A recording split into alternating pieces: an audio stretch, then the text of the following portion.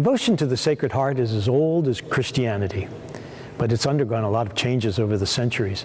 Ancient Christian writers reflected on the scene in John's Gospel where the crucified Christ is pierced by a sword and blood and water flow out, fulfilling his promise to give his followers living water. Medieval piety emphasized a more personal and sentimental devotion to the heart of Jesus.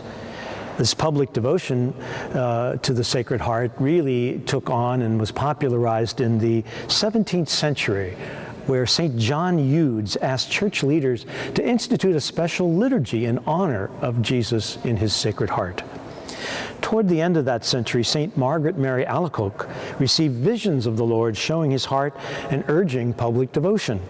Her apparitions helped to promote the devotion and focused on reparation for human ingratitude, especially indifference to the Blessed Sacrament.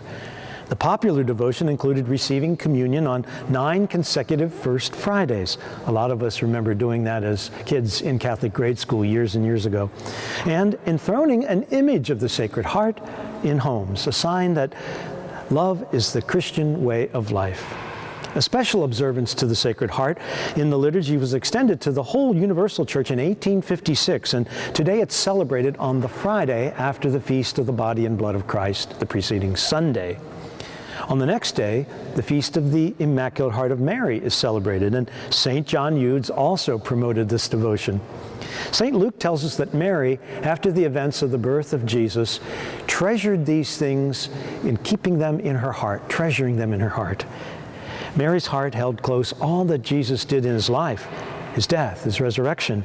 And in this, she's a model of prayer. And like Mary, we need to reflect on who Jesus is and his inexhaustible love, which embraces all of us.